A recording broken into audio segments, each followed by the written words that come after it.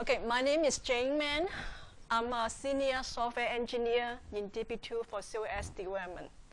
I have been with IBM for about 15 years and 10 years as a DB2 developer.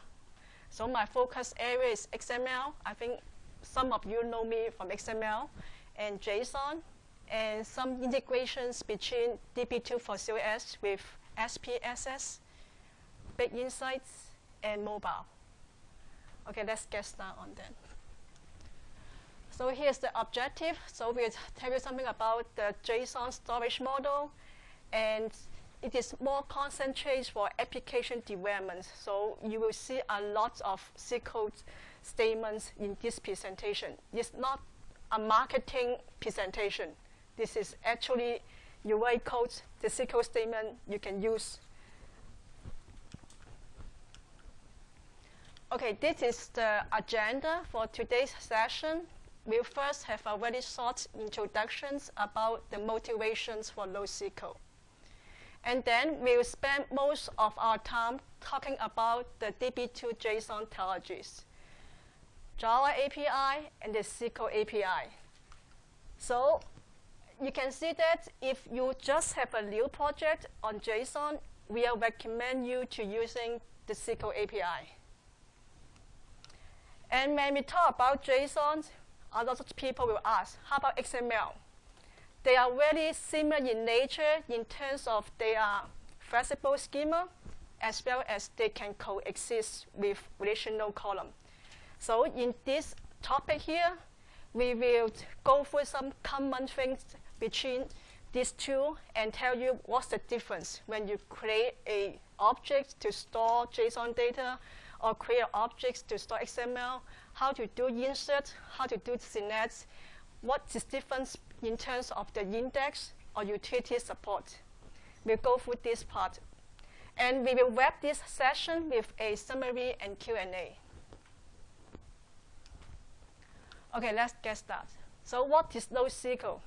This question, if you asked 5 years ago and you ask right now, every time you get a different answer. Okay, if 5 years ago you asked this question, they'll tell you it's a database system that does not require SQL as a primary access language. Right now, it's called not only SQL. Okay, NoSQL is getting a lot of visibility from the company like Google's Facebook. We all know that the relational database is very good. They have a very good transaction model.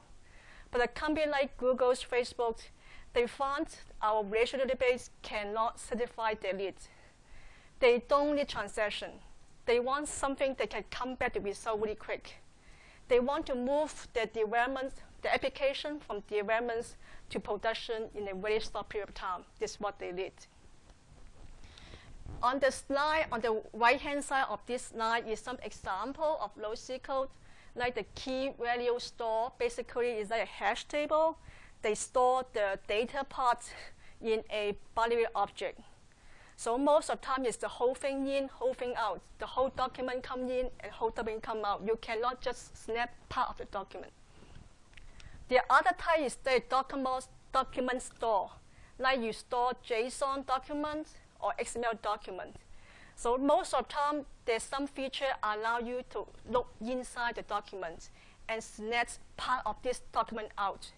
And also, most of the time, there's some index feature that to increase your performance. We also have column store, so the storage spot will store the data from the same column.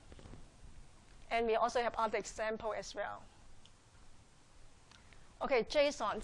So how many of you already using JSON? Okay, so for the people who raise their hands, are you using using MongoDB or using other way? Anyone? In PHP, okay. So you're storing your data inside DB2 also, or? Yes, enabling it in PHP and passing it back to Java. Okay, I see. Okay, this one usage. So a lot of people, when I talk to them, they are using in a MongoDB way. So are you guys familiar with MongoDB or heard about MongoDB? So basically, it's an open source JSON database system. So it's very popular amongst the people who develop JavaScript. It's very easy to use. I will show you some example later on. So JSON stands for the JavaScript Object Notation. It's very simple. You can find it in this link. It's a text format, name value pair. It's very simple, only 6 types of value. If you look at this example on this right-hand side, you can see first name, John, string type, this the first type. You have age, 25 is a numeric type, the second type. You have active, it's true or false, Boolean type, the third type. You also have load value, frequent flyer number. It's lower, it's fourth type. You have less object type. It means under address, you have state or city, this less type. This is a fifth type. You can have as many less level as you want to. But most of the time, it's kind of fat, the structure. And the last type is the array data type. Inside phone number, you see here, there's a square bracket that's in blue color. This is the array type. So it's 2 entries here. One is the phone number. The other one is the mobile number. Okay. So JSON is getting very popular because of some new application requirement.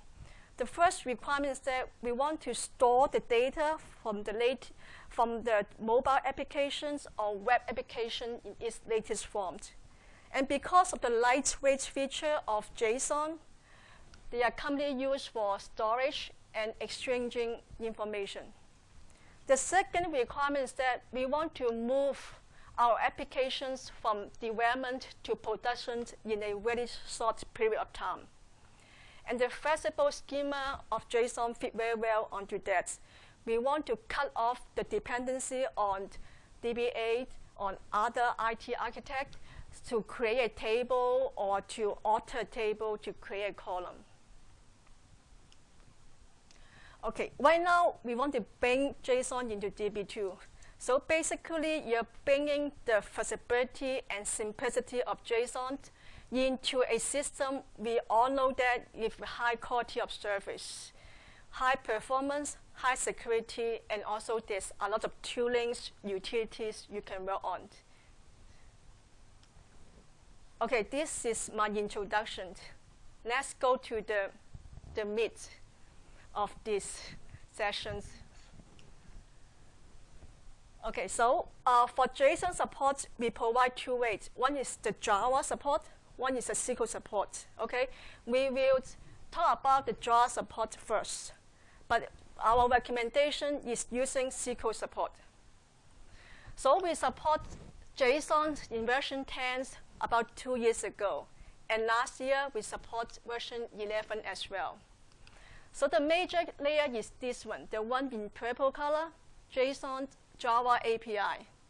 So in one sentence, what it does is that it translates MongoDB syntax into SQL and execute. Okay? So if you write an application in Java, you can call this API directly. If your application is written in a language other than Java, like PHP, Node.js, so you can download the MongoDB driver from open source and turn on our JSON listener and have everything go into DB2 for COS. Also, on the top of this layer, we have the CLP, which stands for the command line processor.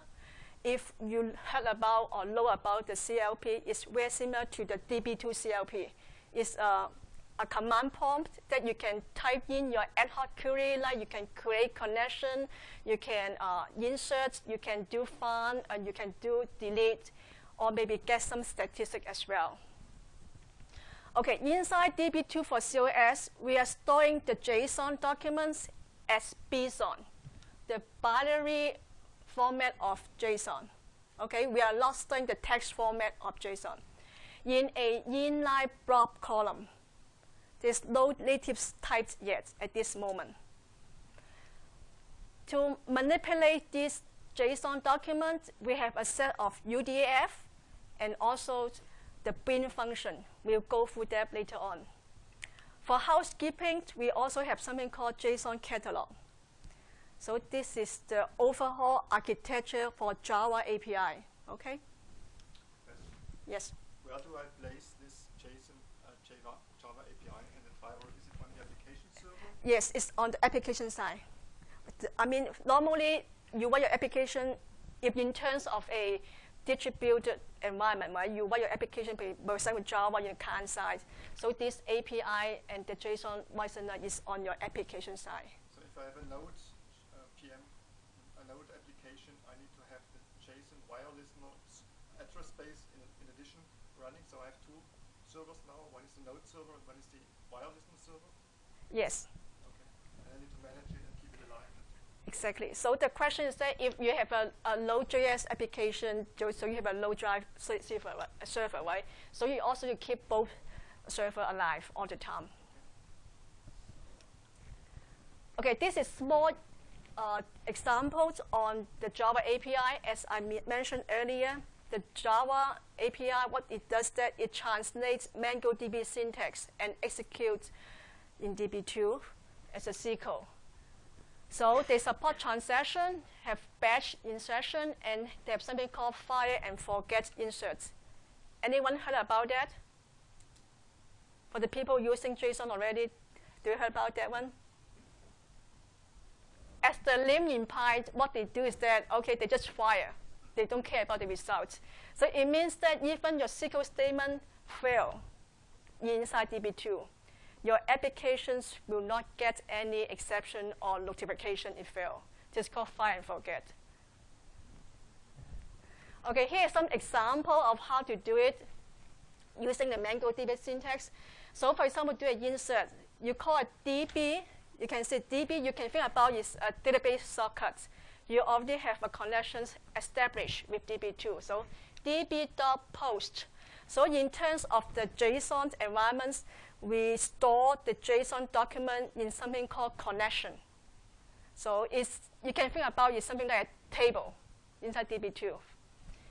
And the action is that insert. It's doing an insert here. It's doing a search using a find function, and also using a remove to delete something. So I think most of you have the database background, right? So if this guy, what they do is that they just translate the MongoDB syntax into SQL and execute. So why not we just directly using SQL, right? So I'm going to show you what is actually under the cover. So first, you may want to create an object to store your JSON document. For example, like this. You can create db.create connections, give you a connection name, and then this one will translate into a create table statement with two columns, ID and data. Data is a block column. Inline length 25K and maximum is 16 megabytes. I will tell you why we have this 16 megabytes as maximum. So this part is not mandatory. If you do this part, you will insert called db.customer. Customer is the name of the connection you just create, and do an insert. If at this moment we notice that your collection has not been created yet, we'll create this one on the file for you. So this step, the first one is not mandatory, it's optional. So for this one, what they do is that the API will convert this guy into a JSON and then do a insert. Okay? So do a search. So you're using the find function, and then you put down what you're looking for. For JSON's syntax, we're using a dot notations to look for a less object. It means that I'm looking for a zip code, which is a less object of address with this value. So it is translated into a syntax statement, right? A syntax statement with a predicate, we're using the JSON underscore varf here. So I will talk about more on this function later on. So in one sentence, what this function doing that, it is searching for certain parts in JSON and convert that part into a SQL type specified as the last parameter. So they're looking for a field called zip code is less inside address from this data column.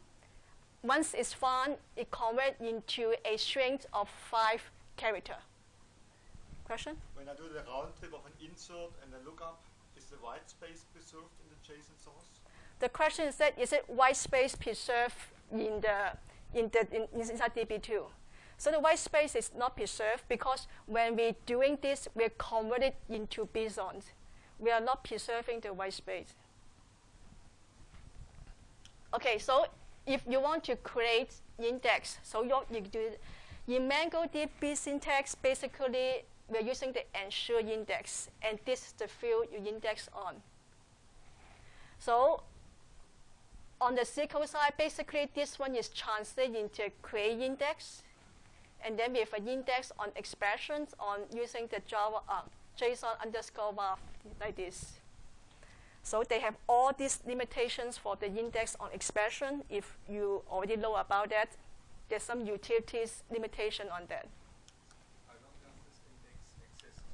If an application program does such a call, how long does this index exist in DB2? The question is that if the application's doing a search on this field, is it? Not the search. If the application program is doing the DB customers ensure index, how long does this index exist in DB2? Also, you're asking if the question is that if I interpret correctly. So you're using the ensure index. So how soon this index will be exist? So right after this return successfully, this index will be exist there. Okay. So it's more about index. So basically, you can create simple index. So you tell them which field, and it's ascending order or descending order. One is stand for ascending order. If you don't tell us the data type, by default, we're using varchar, like this case, using varchar 1K. You can also create composite index. It means index with more than one field. And also, you can create index on less object like this amount, dealt, total. So you can create index on less object as well. OK, any questions so far before I move forward?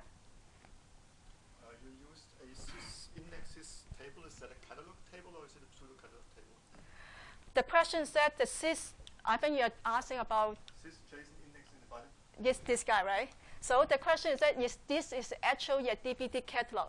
The answer is no, it's not a DB2 catalog. It's a user catalog. So you basically, when you're using this Java API, they create a set of catalog. This belong to this one belong to that catalog, not DB2 catalog.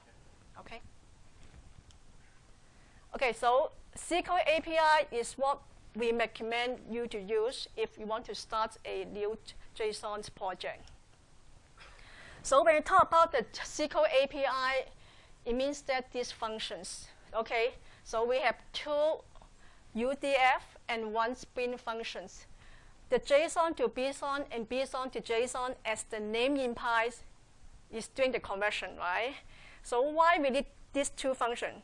Because we're storing the JSON data inside DB2 as an inline block column in the BSON format. So we need this kind of function to do the conversion. For example, doing inserts and updates, you need to make sure that your source, you call JSON to BSON to change your source to a BSON format for insert and update. For CNET, you have to change whatever stored in DB2 in BSON back to the text format of JSON so your application can use. We also have a built-in function called JSON underscore WAF. This already introduced in version 10. We'll talk about this one later on. So this is the function prototype for this UDF. So it is shipped with our accessory suite. As you can tell, basically, the input for JSON to BSON is crop, and our output is blob. The other way is for BSON to JSON, input is blob, and the output is crop. You can see that the maximum size is 60 megabytes So this reasons the limitations on JSON is 60 megabytes. Question? Is the assumption that the JSON is always encoded in Unicode UTF-8 because the parameters Unicode, or can I also work with an AppSync application? The question is that, is it always assumed that the JSON is UTF-8? Can we work with AppSync? The assumption is that yes, we always assume JSON is UTF-8. Okay, so let's move on to this bin function, JSON_varf. So we touched about it earlier. So what it do basically is that they extract certain fields from the JSON and convert it to a SQL type as what you specify as the last parameter here.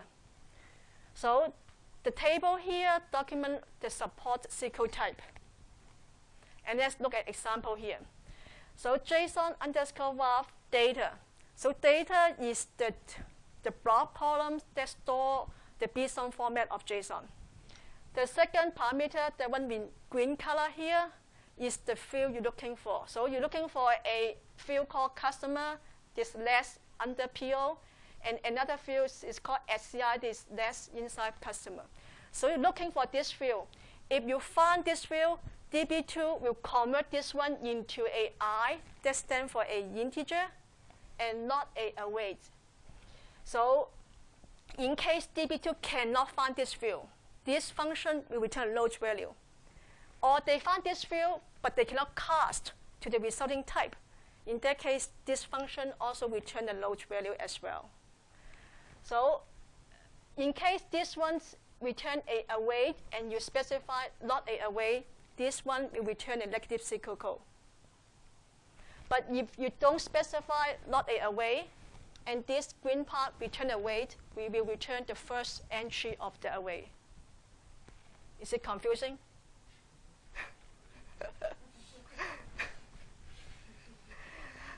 Okay, we have some enhancement here for this particular function about 2 months ago. We'll talk about more example later on. Okay, so let's talk about how you create objects to store this document. So in the Java API side, you create a connection, right? So if you're using C code to manipulate that, you just treat it as a regular database object. So you create a table, but make sure that you have a blob column, okay? Inline link 25K, and the maximum size 60 megabytes. This is the only thing. And then you create index. You can direct using our JSON_var function here, and then put down what's the field you want to be indexed on. Okay, so let's start to look at some example. When you do a insert, make sure that you're using the JSON to JSON function to convert this guy, the text format of the JSON, into JSON. Okay, this example will be used in the following slide. So I give you some idea about what is this one. So basically, this is a purchase order. Okay, we have PO, you have a PO ID, you have order date, we have customer ID, and you have items and item. The item is await, okay, 2 entry. Okay, so in each await entry is a item, like this one is a non-molar. They have all these pies, ship date, all this kind of thing. Okay, the second one is the Sphere base net, part number, pies, all this stuff. Okay, let's look at some more example. If you want to select the whole document out, so you have to using the JSON, the JSON. We mentioned it earlier. If you want to select part of a document out, for example, you want to find the first product names of customer CID equal line. Put this one on the predicate here, and then put whatever you want to return on the select clause. So you may notice that we put a 0 here. What will be returned? So what will be returned? Yes, very good. That gentleman there, just remember this. It's a non-molar. Okay?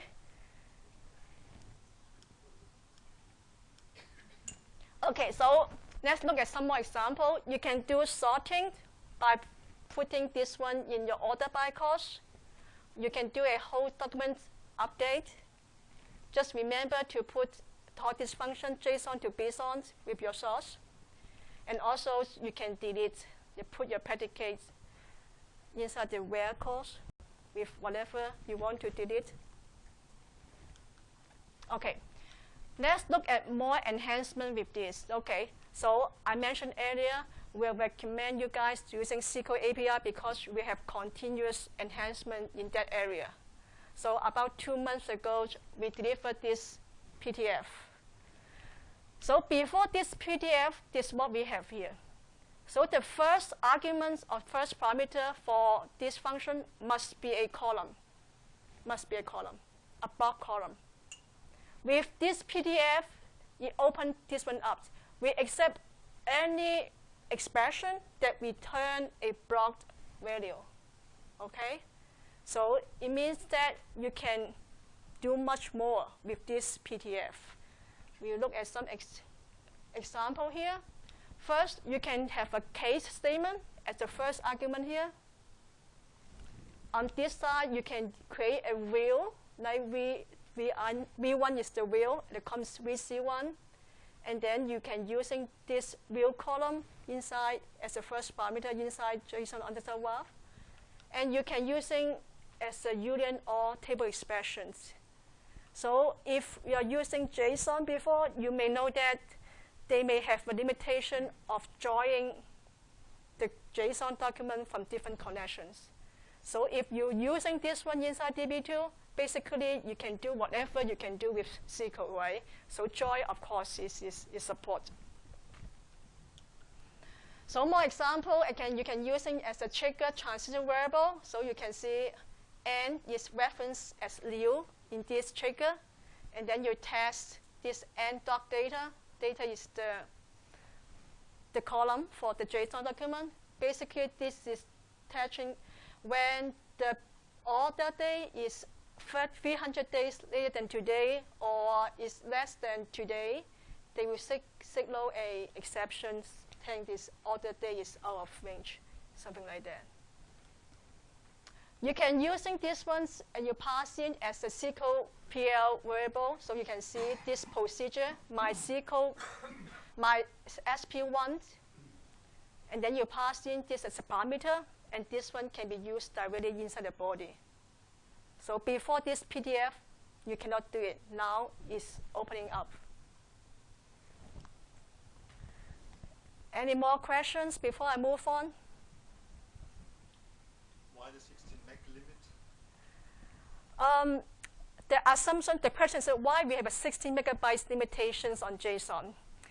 The assumption we have that JSON should not be very big. I mean, if a size bigger than 16 megabytes, we are thinking maybe it is not a common usage of JSON with such a big size. So we're just picking 16 megabytes. Are you having document bigger than 60 megabytes for JSON? But why have an artificial limitation? Why not let it up to the user? What is big and what is too big? I see.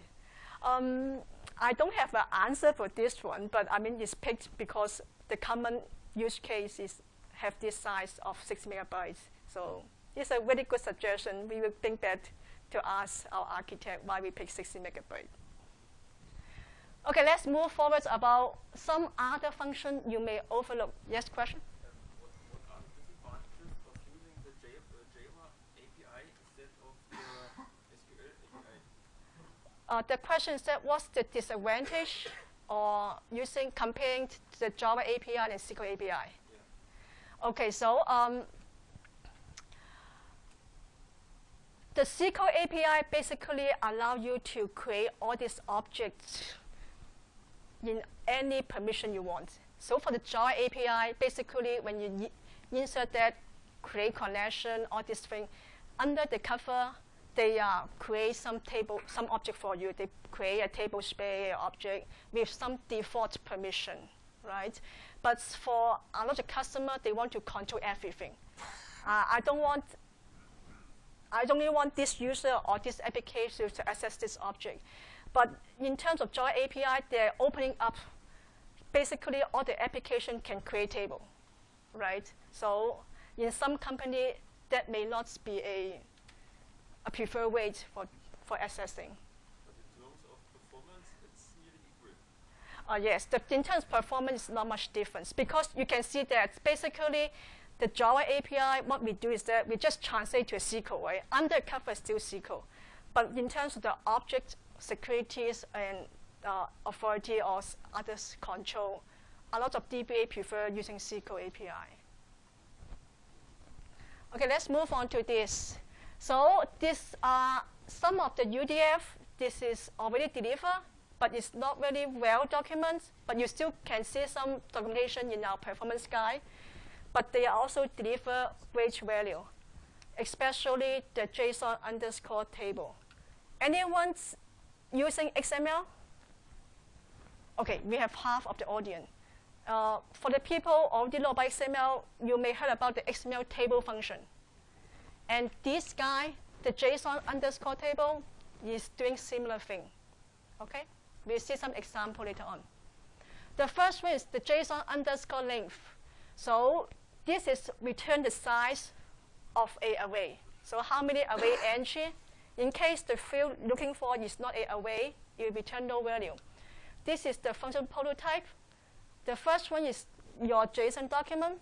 The second one is that what's the field looking for? They return integer. And this is our examples we use throughout this presentation. So my question is that, what will this return? Very good. This gentleman already have an answer for that. So basically, they're looking at this field, okay? po.items.item. This is a way, okay? So this 2 entry. So the return of this statement is 2. Okay? The next one is JSON underscore type. The usage of this one or advantage of this one is not really clear, but it's an introduction for the next topic, so I put it here. The similar sample, okay, using this one, okay, they're selecting PO items product name. They're putting this one. The type they return is 2. So we can note that 2 basically is string type. For this one, po.items.item US price is this guy. So return a 1. So you may be wondering what is this number 1, 2, 3 means. So this is what I mentioned earlier. That it seems that it's not very obvious or the usage of this one to you, but it's introduced to this topic, JSON underscore table. So basically, it is return the await in the JSON data. The parameter, it takes the same as JSON underscore var here, 3 parameter, and they return a table. Okay? Table have 2 columns. The first column is the type. This is the one we mentioned earlier, the type. And this is the value. Okay, let's look at our example here. The same sample. What will this one return? So look at the syntax here. CNET x actually is the output for this table function. Okay. Dot all that starts from this table, and you pass in the data is the column, and this guy is the field looking for. The resulting type is cast to a string type of 20 characters. So what will be returned? Okay. How many columns in that return? 2. Why 2? Answer's always 2 in the session.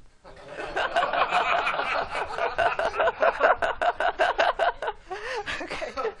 There's 2 columns because our return table is 2 columns here, right? So it's 2 columns here. So how many rows? 2. It's 2 rows. 2 rows because it's 2 away entry here, right? So the answer will be returned is like this: is 2. I mean the type is string type, and the first one is the non-molar, and second one is the field-based. Okay. Any question on this? Can each row return a different type? Each row on different type. I don't think it's possible. Because why do you have the type in the result then? It's a very good question. I don't have the answer for you. It may be possible because this one may be, because from everything they see, it may be possible, I think. Okay, let's move forward. Okay, so what will this return? This one. Okay, so basically they're looking at this guy now. Okay, the one with a red arrow, PO items.item. We are pointing to a array now. So what will be returned? How many columns? 2 columns. Okay, everyone get it now. How many rows? 2. So what's the value here? You can see it. Right now, they are not giving the individuals entry for that one. They give you the whole entry as a JSON object here. So the whole entry is here, and he is here. 3 is the object type. Okay? Everyone okay with that? Let's move on. We are getting excited. Okay, the most powerful thing is that using these 2 functions, JSON underscore table with the JSON underscore WAF, they are converting JSON data into relational format. Let's look at how we can do it. Wow, look very complicated, right? Not really. Okay, let's break it down, okay? So let's look at this part first. This part, okay? This part basically is the same as what we see in the previous slide, right? So we are using the same sample. So they are extracting these field items. So remember the previous slide, we have 2 columns, 2 rows. Each row, the value is a JSON object, right? So this is the output of this JSON table, okay? You pass this guy in the syntax course, x dot value is the JSON value for the individual array entry, okay? So you pass this one, and then you're looking for a field called, let me go this one first. So you can see this part, okay, the green part is same as what we have in the previous slide, right? So you are basically applying the syntax course on this part of data. You are looking for a part number here, a part number here, and then convert this part into a string type of 10 characters. And then call them a part number as a returned name. The same thing for the second row, for this one. And then you're looking for ported name, and then the value will be non-molar, right? And then you call the output column called ported name. So we do this 5 JSON underscore WAF on the first row, and then we do again for the second row. The result will be like this. Question? What would I get if one of my items didn't have a ship date? Oh, you must see this slide before the presentation. Okay. The question is that if a field does not exist, what happened? So if the field does not exist like this one, does not have ship date for the second row here, we'll return a node value. So basically, because this JSON underscore WAF, they return a node value for a field that does not exist. Remember earlier I tell you what's the behavior of the JSON underscore WAF when we return nodes, when we return statistical code. At that moment I mentioned about that, but it's too complicated for you guys to remember at that time. So basically, if not exists, return node value here.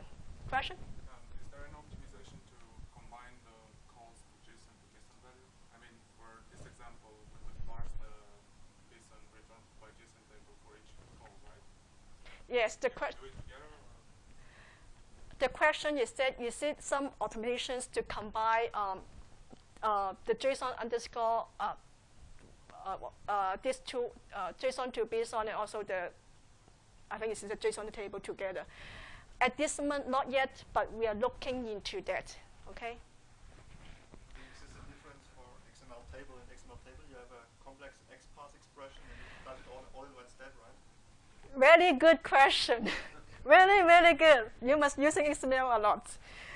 So actually, this is the question I want to ask the guys about the people who are using XML. What's the difference between this approach and XML table approach? And this gentleman already give you the answers.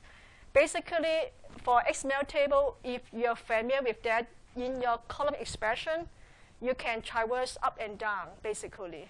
Here, whatever you get is limited to whatever entry you have. I mean, for example, limit to this row or this row. You cannot move forward to the parents or grandparent. So this is limitation on that. So this one is getting close to the XML table function, but it's not there yet. Okay, anyone get it? If you're still confused, we can talk offline on that because I don't have example on that. Okay, this one we require this PDF because we pass in a non-column into this JSON underscore var value function. We require this PDF. Okay. Okay, so if this syntax is too complicated to you, so what you can do is that you create a view on top of it. So for the people who are not familiar with JSON, you just create a view, and then they select from the view, right? So how many of you using the columns? The columns, that the reporting tools that IBM provide? Yes. No? Okay. So if using that product, they're using view. So this one basically allow you to expose all this JSON data using that reporting tool. Okay, so you may have an idea why we need to store JSON document as JSON document inside a bulk column. You don't need to. So what you can do is that you can create a file table called T1 and have the column you want. Okay? And then we're using our famous example here. I'm quite sure at the end of the presentation, you remember very well about this sample. And then what you do is that you pass this one as a parameter marker here. And you're using this table function, JSON underscore table, with this kind of syntax. You are extracting the data, and at the same time, you insert into T1. So the output of this one is that you have T1 like this. And this JSON object is not even exist or store inside your DB2. Okay, so right now, I'm quite sure that you got excited about these JSON features. So how you can get it. So for version 10, we only support the Java API. We did 3 pieces of components. The first ones, you did the PDF for DB2 for COS, and you did the UDF for the inside the accessory suite, and also you did the client-side API. In version 11, we support both Java and SQL API. But if you only want to using SQL API, you just need to have the green part here. It means that you only need to have the PDF and the UDF in accessory suite, okay? This guy is free of charge. The one in accessory suite is free. So you have no extra cost if you already have DB2 for you guys. Yes? On the slide, there is written DB2 AUW only for the Java API. Yes, because we the question is that why we need the DB2 AUW for this solution. Because the API code we ship together with the LUW fixed pack, so you need that part. But it also works with ZOS. Yes. Yeah. Yes.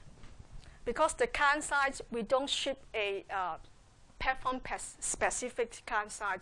All the client code is bundled with LUW. But if you only need to work on DB2 for COS using the SQL API, you don't need that part. Okay, you only need this UDF. Yes. Any plans to ship the CLP in services or DB2 today? So the question is, any plan to ship the CLP with DB2 for COS? My question for you, are you talking about the JSON CLP?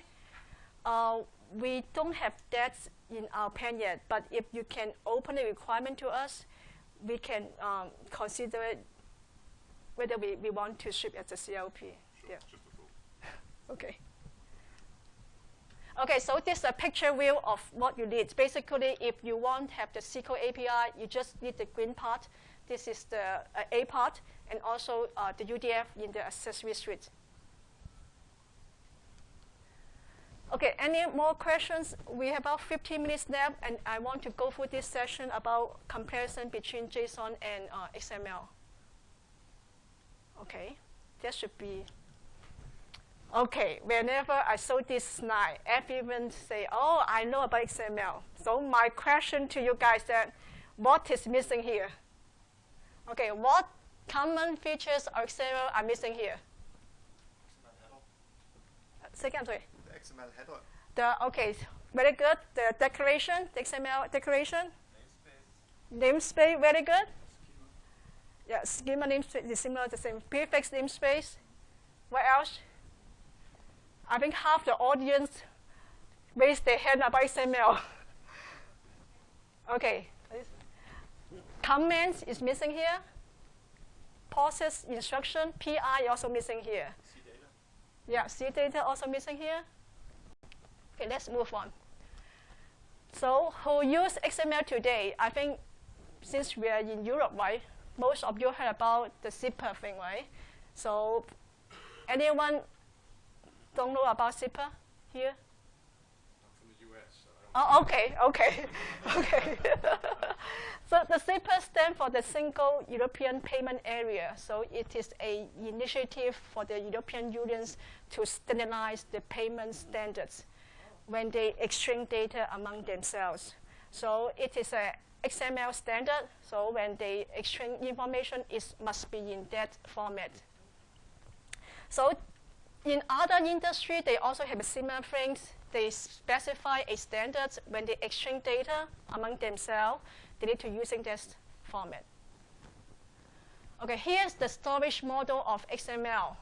So basically, if you create a XML column and you store into this column, the data is not stored in line with your base table. Okay, this is the first difference between XML and JSON. JSON is stored in line with your base table, but XML is not in line.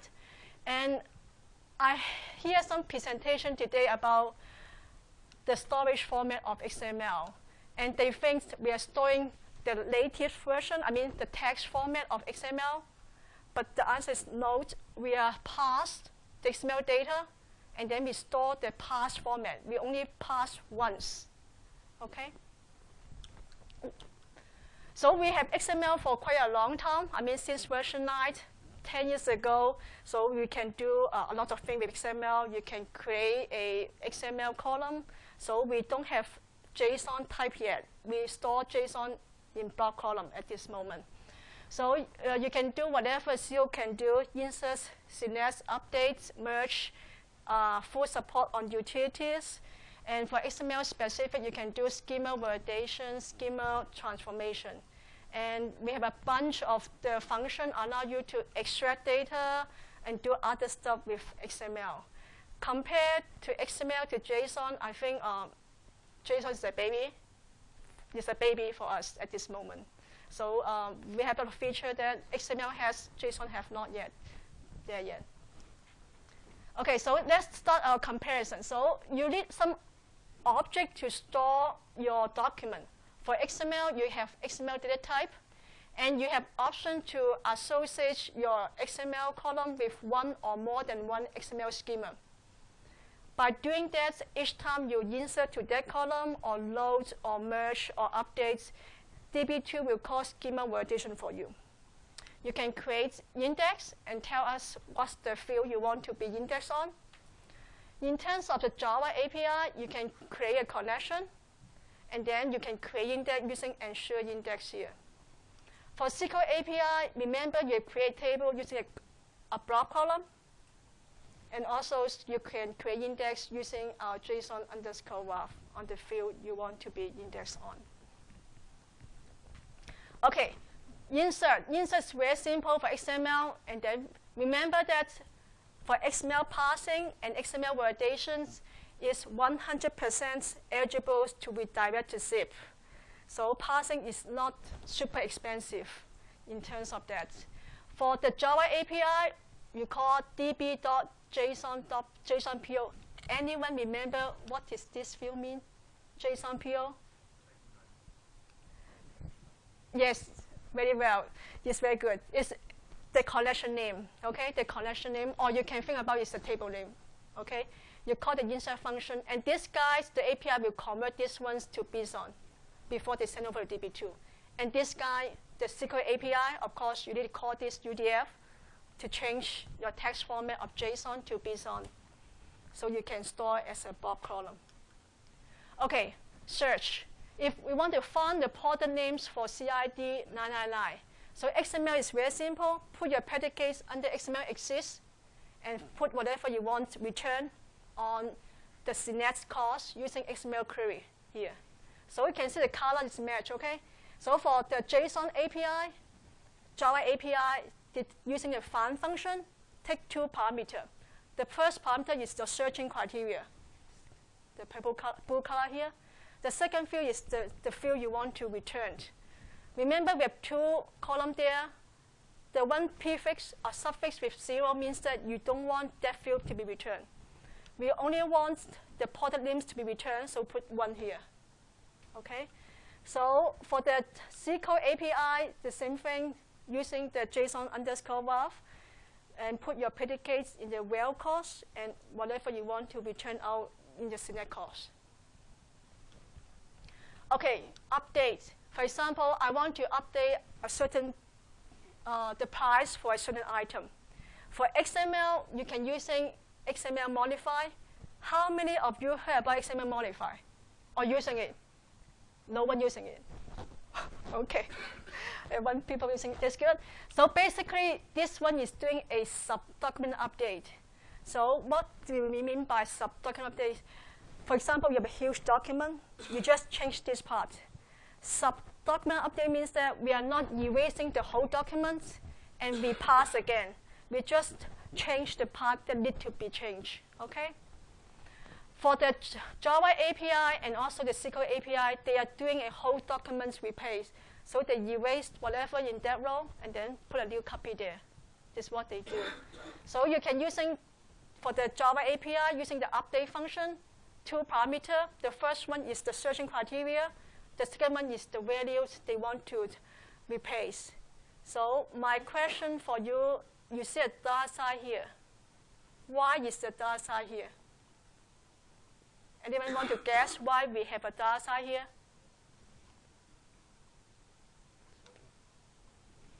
Second, I'm sorry. Placeholder? Not exactly. Array. Yes, very good. Because remember, our sample is a weight of items, right? So this one means that I only want to change the corresponding array item. We are not changing all the array entry that has US price. Okay? For the SQL API, it's very simple. Just put your predicates with the JSON underscore varf and put down using the JSON to JSON to convert your source. Delete is very straightforward. I don't go into detail into this one. Just put down your predicate in the where clause in most cases. Okay, we're getting close to the last slide. We have about 5 minutes. So we mentioned earlier, XML and JSON is very similar in nature in terms of they can both coexist with the relational column, and they also have flexible schema. So XML is more commonly used between 2 different companies and allow a certain, for example, a third party to specify a standard that this company have to follow. And for JSONs, because of the small footprints, it's more commonly used between the mobile app front end with the back end system. It's between or within a same company's boundary. Okay, this is summary. So we talk about JSON and DB2, the complementary technologies. We spend a lot of time talking about JSON, API, Java API, and SQL API. And we talk about JSON and XML. Okay, so if we're interested in more material, we have some white paper. Myself have 2 white paper on this area, JSON XML, and I also have another one about using a SQL interface to handle JSON data. And there's also another resource on XML that you can look into this wiki. They have a lot of useful information about XML, presentation, demos, and all this useful stuff. Okay, questions? Yes. 1 second. In the formal documentation stream in version 12, so will it be part of the core product? The question, yes. Or sooner? Sorry, or sooner. The question is that will this one becomes part of the base product for version 12? In terms of the documentation. Yes, it will be. And back in 11, we see it turn up in the next version as a version 11 manuals? It's once we ship that PDF, the documentation of the update. So if you look at the current documentation, you will see similar things as I mentioned here. You have a question? The use cases for mobile application, there is no DB2 side client driver for mobile platforms like Android or iPhone. We don't have a JVC or ODBC driver for those platforms, so I need a middle tier. Okay. That produces the JSON and emits the SQL. Is there a recommended best practice on the architecture for such a middle tier? So what should sit on top of DB2 to talk to the mobile world? Okay, the question is that what's the recommendations for the middle tier for a mobile application to talk to DB2? Yeah. Okay, I have a session about mobile application tomorrow. They will answer your question. So go to my session. Any more questions? Any more questions? Okay, I have one more question for you. So who want to using JSON now? Okay, I hope we're getting more hands than before. I asked this question at the beginning of the session. We will see tomorrow. Okay. And who remember what's the sample document we have? What is 2 entry? There was 2 items in that sample? No more. Even remember? Yes, there's 2 items. It's non-molar and severe based. Okay, thank you very much.